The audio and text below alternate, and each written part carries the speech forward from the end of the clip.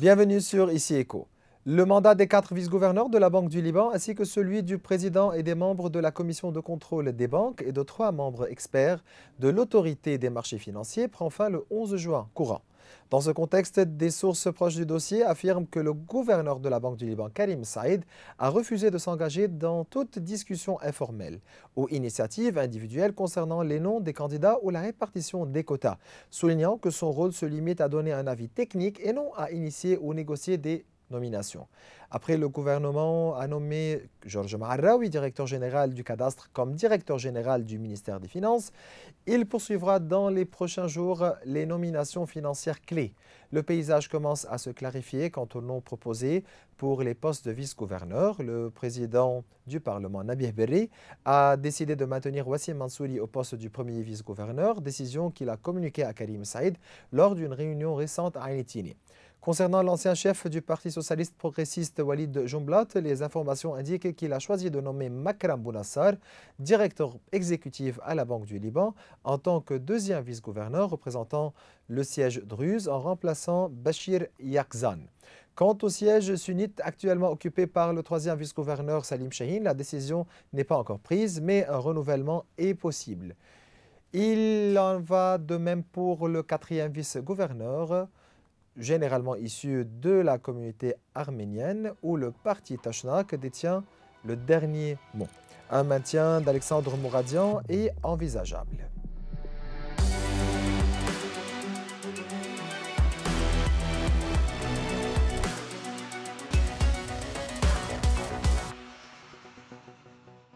Depuis 2 semaines, l'opinion publique libanaise est préoccupée par le scandale des médicaments contrefaits et de contrebande qui ont envahi le marché. Il s'agit d'un véritable crime contre les citoyens.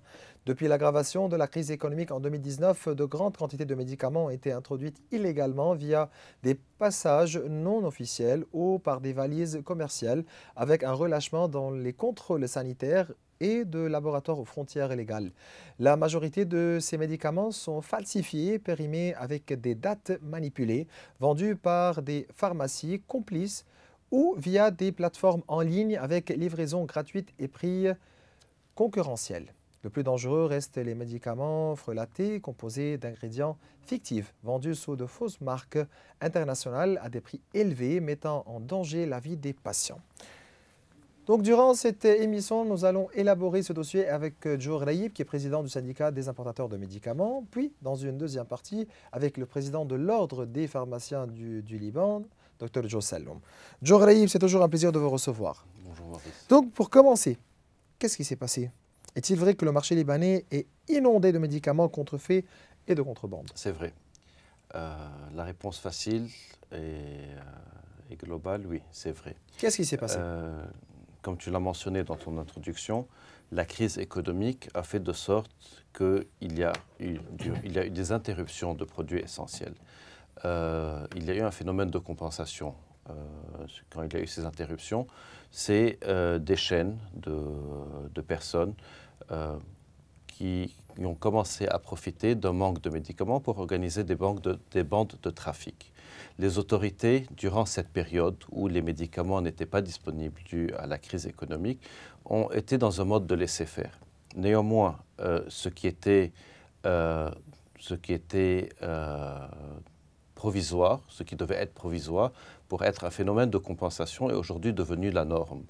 Les estimations et les ordres qu'on a reçus de l'Ordre des pharmaciens sous-entendent qu'à peu près un tiers du secteur du médicament est illégitime, que ce sont des produits illicites. Quand on parle de produits illicites, je ne peux pas me permettre de dire que ce sont des médicaments, parce qu'on ne reconnaît un médicament que quand on ne reconnaît un médicament que lorsqu'il a rempli les critères qui prouvent que c'est un médicament. À partir de là, n'importe quel produit peut être classifié comme un médicament. Ce n'est pas le cas. L'importation de médicaments au Liban est sujette à des clauses et à des conditions spécifiques. Ces conditions stipulent que le médicament et le site de fabrication du médicament doivent être enregistrés. Il doit y avoir des certificats d'analyse pour chacun des batchs, chacune des commandes qui a acheminé vers le pays qui doivent être documentées. Et en même temps, il y a une chaîne de responsabilité. Il peut arriver qu'un médicament soit en mode recall. Donc, à partir du moment où la chaîne de responsabilité est définie, on peut faire un recall sur le médicament. N'importe quel produit qui arrive sur le territoire en n'ayant pas fourni tous les documents et les conditions nécessaires à établir que c'est un médicament ne peut pas être classifié comme étant un médicament. Donc considéré comme falsifié, comme contrefait. Tout à fait. Et effectivement, ce qu'on a remarqué, c'est que la majorité des produits qui ont été retrouvés, il y a des produits d'oncologie et d'immunothérapie, on les a envoyés dans les laboratoires où ils sont censés être fabriqués. Il s'est avéré que sur certains produits injectables, ce sont des solutions salines, donc c'est de l'eau et du sel. C'est de l'eau et du sel. C'est de l'eau et du sel. Sur d'autres produits, il s'est avéré que ce sont des produits qui étaient expirés et dont les dates d'expiration ont été modifiées. Dans d'autres produits, il s'est avéré que c'était des produits dont les ingrédients actifs sont effectivement des ingrédients actifs, mais les modes de conservation des produits a fait de sorte que le produit n'était plus viable. Donc, il y a non seulement la fabrication du médicament, il y a la préservation du médicament. Quand on est en train d'apporter des produits qui ont besoin d'une chaîne de froid et que la chaîne de froid n'est pas respectée, que le produit n'est pas conditionné dans des conditions nécessaires, le produit peut devenir néfaste, sinon neutre.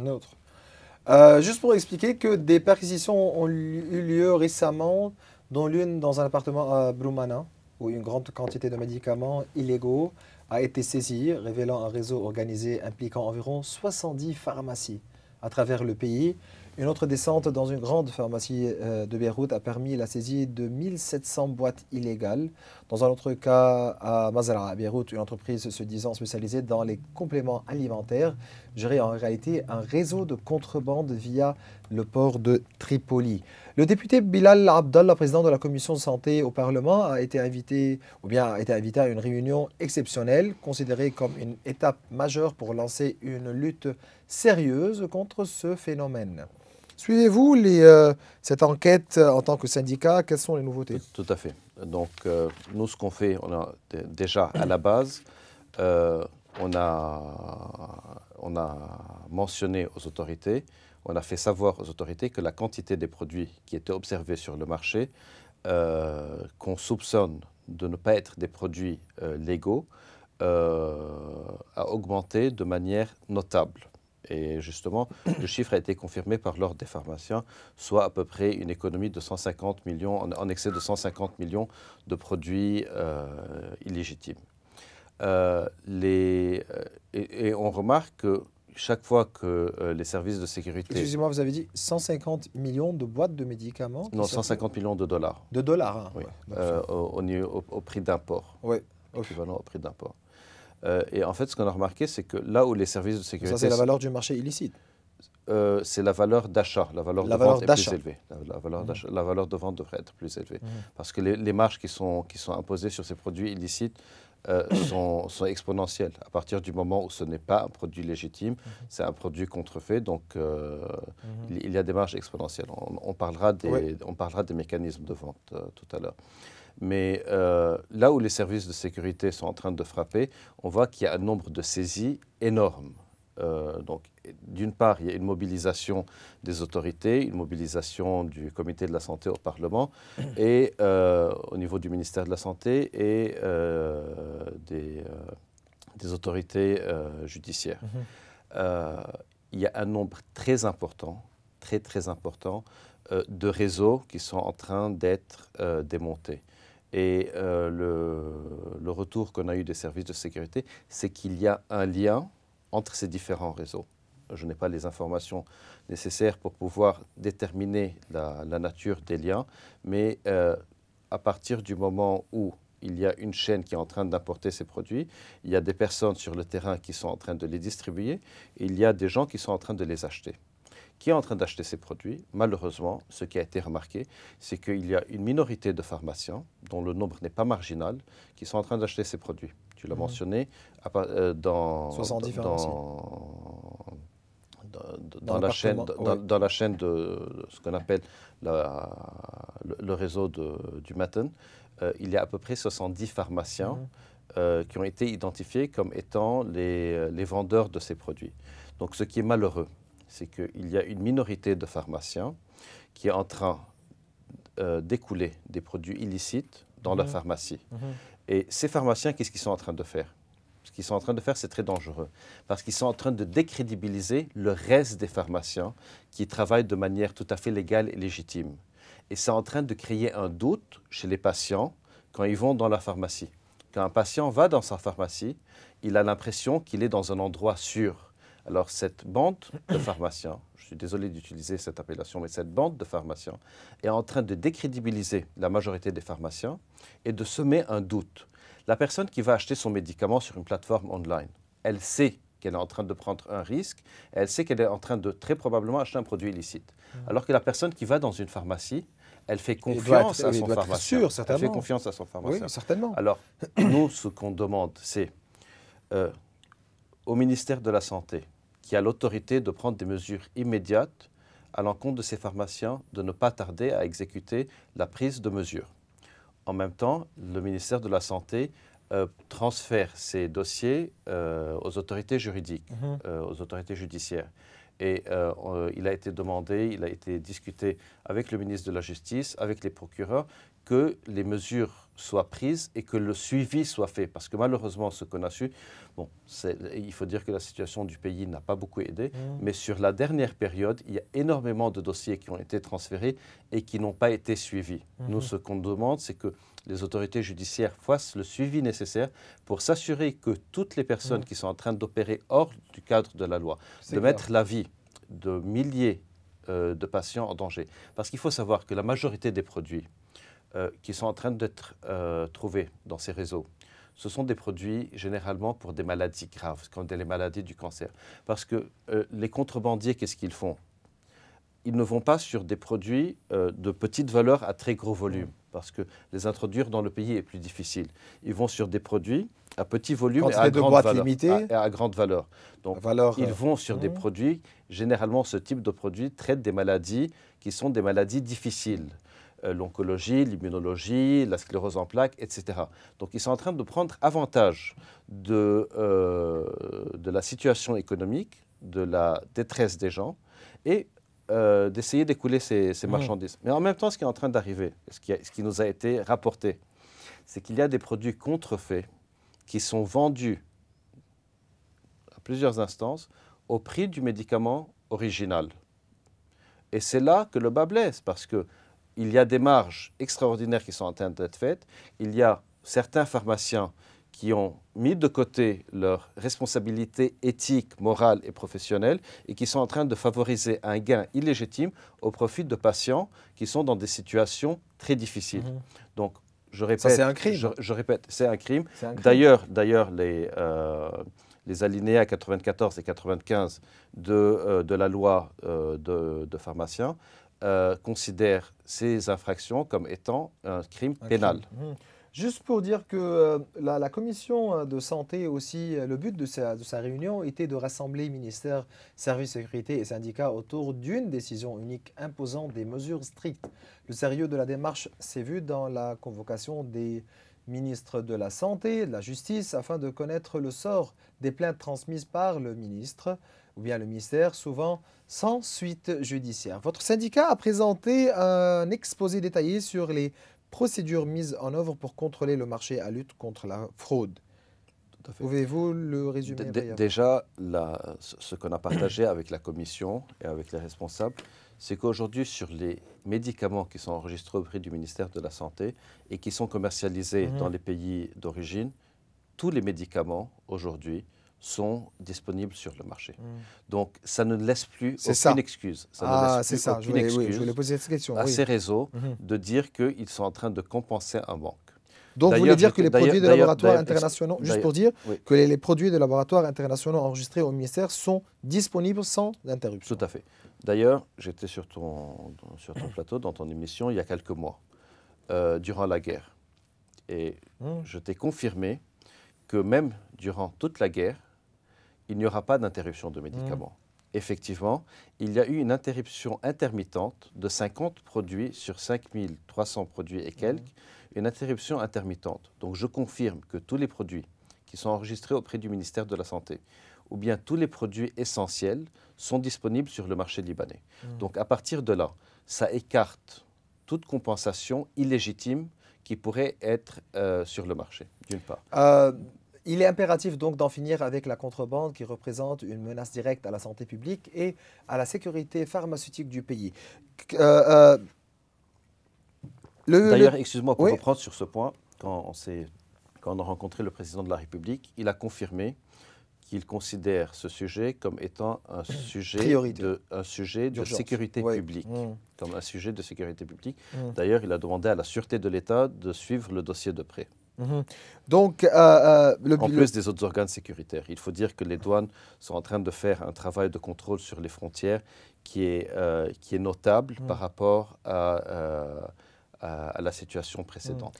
Le député Bilal Abdallah affirme que la contrebande et la falsification de médicaments représentaient le tiers du marché. Cela signifie ou bien cela justifie-t-il l'instauration d'un état d'urgence pharmaceutique? Je ne sais pas exactement ce que tu veux dire par état d'urgence pharmaceutique, mais ce qui est sûr, c'est qu'il ne faut pas que, avec la conjoncture actuelle et le nombre de scandales qui est en train d'exploser, que ce soit un flash et que ce soit un trend, que ça fasse la une de l'actualité aujourd'hui et que dans quelques mois, il y a un relâchement parce que ce n'est plus un sujet qui est sous le feu des projecteurs. Ce qui est essentiel, c'est qu'il y a deux choses qui sont essentielles. Le premier, c'est le contrôle des frontières. C'est essentiel. Et le démantèlement de ces réseaux, d'une part. Et d'autre part, ce qui est aussi essentiel, et c'est la responsabilité de l'Ordre des pharmaciens, je sais que tu auras le président de l'Ordre des pharmaciens, c'est que les pharmacies du Liban, toutes les pharmacies du Liban, redeviennent un endroit sûr pour les patients. Ah, c'était ça ma question. C'est essentiel. À qui les Libanais Parce que je le redis, c'est très facile de dire il y a quelques pharmacies qui sont en train de déroger à la loi. Mais ces quelques pharmacies qui sont en train de déroger à la loi sont en train de mettre en péril et sont en train d'impacter la crédibilité de tous les pharmaciens. Parce qu'en plus, excuse-moi, ces quelques pharmaciens, qu'est-ce qu'ils sont en train de faire? Ils sont en train de créer une compétition illégitime. Ils sont en train de donner l'impression qu'il y a des produits qui sont moins chers, qui ne sont pas des produits pharmaceutiques, qui ne sont pas des médicaments.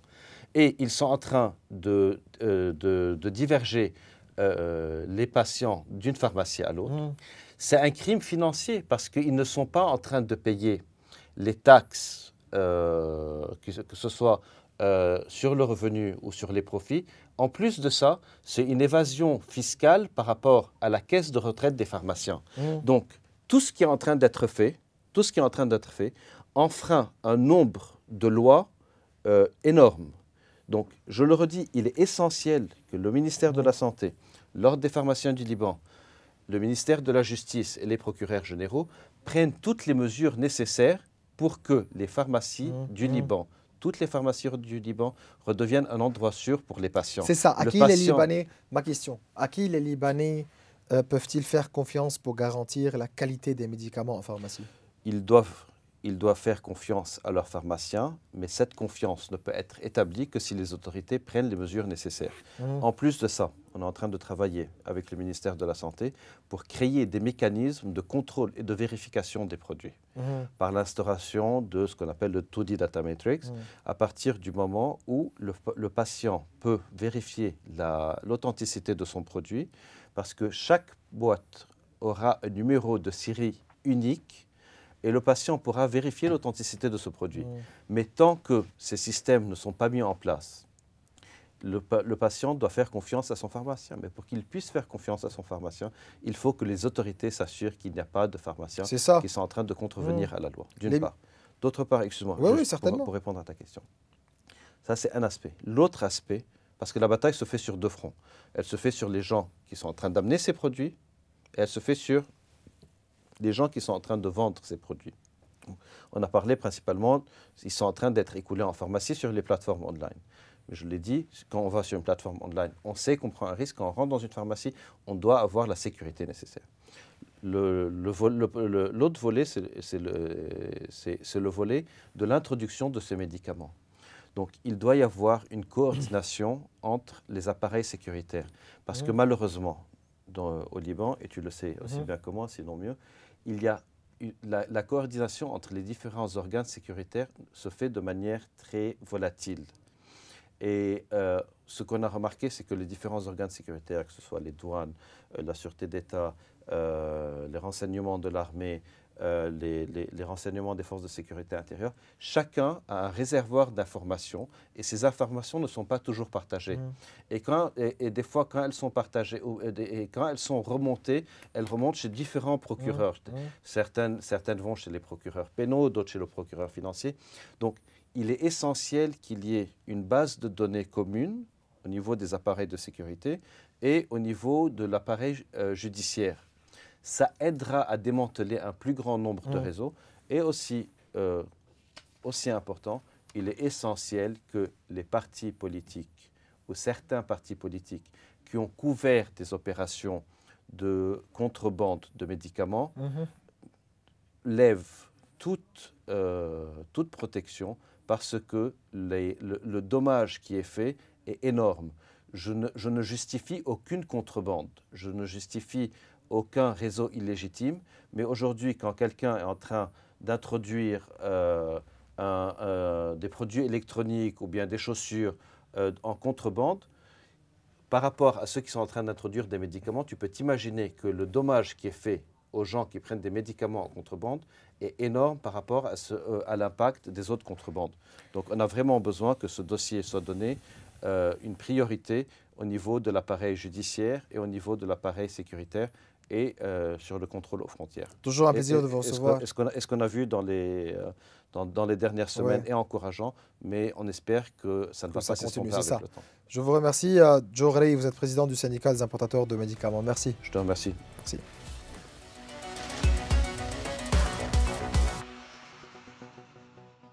Durant la deuxième partie de cette émission, nous poursuivons avec Dr Joe Saloum, président de l'Ordre des pharmaciens. Dr Saloum, toujours un plaisir de vous recevoir. Merci bien, M. Maurice, et je vous salue, je vous salue aussi tous nos chers téléspectateurs. Voilà des médicaments contrefaits saisis à Broumana, une pharmacie à Beyrouth avec 1700 boîtes illégales, une entreprise de compléments qui gérait un réseau à Tripoli. Comment le secteur pharmaceutique pourrait-il regagner la confiance des citoyens? Eh bien, ce que je peux dire, que la plupart de ces produits-là, de ces produits falsifiés sont hors les pharmacies. C'est vrai que certains pharmaciens sont impliqués dans cette affaire-là, mais la plupart des pharmacies, la majorité des pharmacies ne comptent que des produits de bonne qualité. Et je pense aussi que il y avait un plan bien établi qui consiste à exporter les médicaments de bonne qualité qui étaient subventionnés et par la suite importer des médicaments de basse qualité, de médicaments falsifiés qui entraient dans le marché. Eh bien, les pharmacies et les pharmaciens sont hors ce plan, même s'il y a quelques pharmaciens qui sont impliqués, mais ça ne veut rien dire. Dr Saloum, dire que les pharmacies sont impliquées dans cette affaire. Mais ce réseau implique environ 70 pharmacies. Tout à fait. Vous savez bien que pendant la crise économique, il n'y avait plus de médicaments dans le marché, surtout avec l'exportation de médicaments subventionnés hors le Liban. Les pharmaciens, certains pharmaciens ont eu recours à des produits qui ne sont pas enregistrés au ministère. Je ne suis pas ici pour dire que c'était une bonne action, mais pour dire qu'il y avait un plan bien rédigé. L'important que ce trafic-là, Hein? on met fin à ce trafic-là et les Hein? pharmaciens Euh, vont dans le bon sens. vous, en tant qu'ordre de pharmacien, vous êtes le président de cet ordre, vous avez l'autorité de réagir. Vous allez faire quoi avec ces Tout à pharmacies? fait.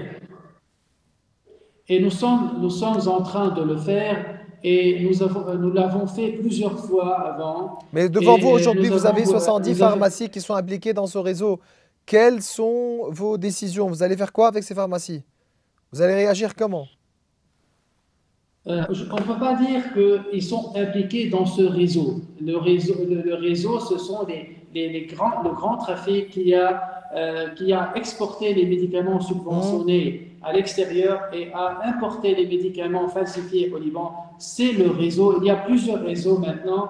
On parle d'un ou deux ou trois, mais il y a un grand réseau on va en parler à la suite. Mais maintenant, ce qu'on peut dire, que 70 pharmacies ou moins, ils ont acheté de ces médicaments-là, supposant que ces médicaments étaient de bonne qualité. hum. Mais je peux vous assurer que notre ordre va prendre et a pris des interventions en ce cas-là, un conseil de discipline qui va prendre des actions concernant ces pharmacies-là. Mhm.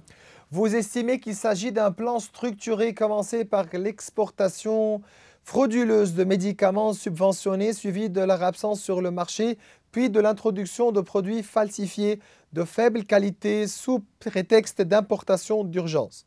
Qui Tout accusez-vous à de fait. cette stratégie infernale? Le réseau qui a exporté les produits subventionnés est le même réseau qui a importé les produits falsifiés et qui a enregistré les produits de basse qualité. C'est le même réseau, c'est le même plan. Tous qui sont impliqués dans ce plan-là, je les accuse. Mhm. Quelle est l'importance de transférer ce dossier à l'Agence nationale d'indépendance du médicament dont les décrets d'implication dorment depuis 4 ans? Avez-vous reçu des promesses en ce sens? Nous avions bien parlé de cette agence indépendante avec vous, Monsieur Maurice, et euh, même ici Beyrouth. Hmm. Mais malheureusement, ça fait 3 ans qu'on parle de cette agence-là et rien ne se passe. Nous avons parlé de ce problème-là avec le président de la République, avec le nouveau ministre de la Santé. Ils nous ont dit que pendant 1 ou 3 semaines, ça va marcher et ça va commencer cette agence-là. Hmm. Les campagnes judiciaires, douanières et sécuritaires se poursuivent. Vous êtes proche du ministre de la Justice, Adel Nassar. Va-t-il suivre ce dossier jusqu'au bout? Je pense Vous, que tous vous deux, les vous êtes proche ministres, du parti Kataeb, c'est pour ça que vous êtes proche de lui, hein. je suis proche de tous les ministres. Alors, on ne parle pas de politique, on, on est proche de tout le monde, tous ceux qui veulent le bien du malade et du peuple, nous sommes proches d'eux. Hmm. Je pense que ce dossier-là va prendre son chemin et va se terminer. Faut-il revoir l'ensemble des médicaments enregistrés, surtout ceux utilisés Tout à fait, dans les appels c'est d'offres ce que j'ai publiques? demandé. Tout à fait, c'est ce que j'ai demandé. Les médicaments enregistrés depuis 10 ans jusqu'à maintenant doivent être visés. Le ministère de la Santé est-il prêt à prendre des mesures drastiques contre les pharmacies complices? Seront-elles définitivement fermées peut-être si... donc il faut attendre aujourd'hui la décision finale, la décision judiciaire, mais est-ce que ces pharmacies seront définitivement fermées? C'est ce qu'il faut faire pour ceux qui sont bien impliqués dans le Hmm. réseau. Pour les grands impliqués dans le réseau, c'est ce qu'il faut faire et même l'ordre des pharmaciens va intervenir dans ce sujet-là et dans ce même sens. Hmm. Pourquoi la solution numérique Meditrack, censée garantir la traçabilité du médicament, a-t-elle échoué malgré sa promesse de suivre le stock et garantir la livraison aux patients? Pourquoi, donc on se rappelle très bien aussi de la décision du Conseil d'État à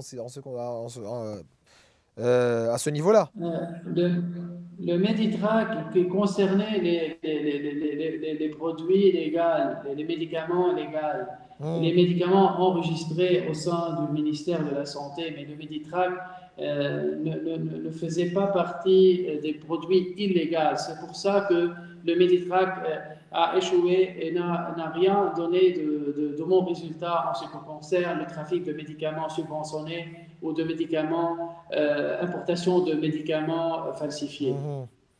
Bien voilà, je vous remercie, Dr Joe Salou, vous êtes président de l'Ordre des pharmaciens. Merci. Merci. Et bien voilà, mes chers téléspectateurs, nous arrivons à la fin de cette émission. Vous pouvez revoir tous nos épisodes sur nos réseaux sociaux. Au revoir.